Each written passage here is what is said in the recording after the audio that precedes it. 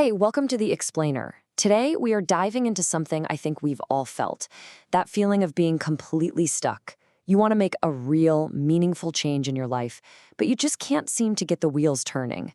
Well, today, we're going to talk about a strategy, a step-by-step guide to finally get you moving. So let's jump right in. I mean, you know this feeling, right? You want to be healthier, or maybe more social, or just less anxious, but somehow you keep ending up right back where you started. It's so frustrating, and it's easy to think, what's wrong with me? But what if the problem isn't you at all? And this is the absolute key. Making a real change in your life isn't about just trying harder or having more willpower. Success comes from having the right tools and a clear plan. And that is exactly what we are going to build together today. Okay, so before you can build anything new, you gotta lay the groundwork. It's just like building a house, you know?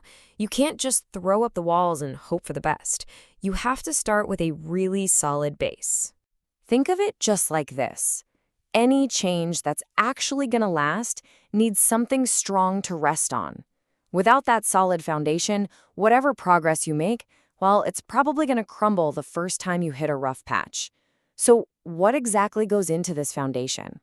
It really boils down to two things. First, you need to know exactly what you're building. That means setting super clear goals.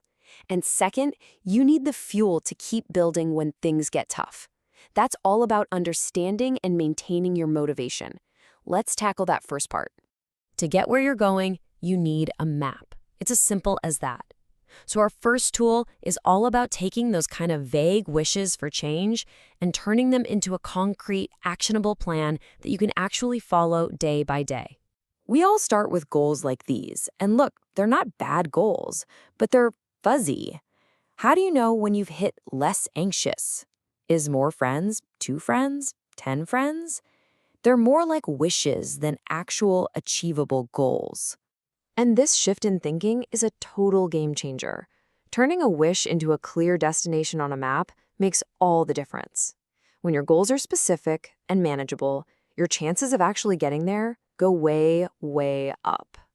And here is the tool to do it. Think of this form as your personal map maker. It forces you to get really honest about the problem, define a goal you can actually picture, and then, and this is the most crucial part, break it down into small, simple, necessary steps. Let's see this in action, okay? Make more friends. That feels huge, right? Overwhelming. But with our map, we break it down. The concrete goal becomes something real. Have friends over for dinner. Now you can see it. But what's the very first step? It's not planning a party. It's tiny. Make small talk with one person at the gym. That's it. See? That's not a wish anymore. That's a plan. Okay, so you've got your map. You know your first step, but any long journey is going to have some hills to climb.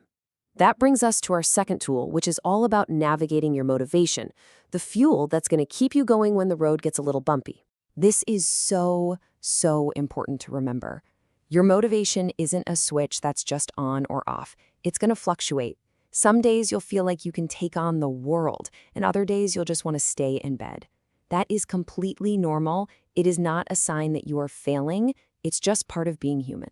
And there's a name for this feeling, you know. It's called ambivalence. It's that internal tug of war.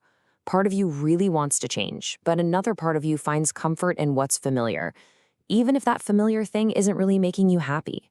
Just acknowledging that this push and pull exists is a huge first step. So how do you deal with that feeling? How do you navigate it? You use a compass. This tool here, it helps you get your bearings by getting brutally honest about the pros and cons of both changing and staying exactly where you are. It helps you see the whole picture. Now, listing the pros of changing, that's the easy part. We all know why we want to change. The real magic, the real insight, comes from that column on the right, being honest about the pros of staying the same. Maybe staying put feels easier in the short term. Maybe it helps you avoid things that feel scary. These are powerful reasons, and we have to put them on the table. And let me be really clear about this. Writing down the benefits of not changing doesn't mean you're weak or that you're giving up. It means you're being smart.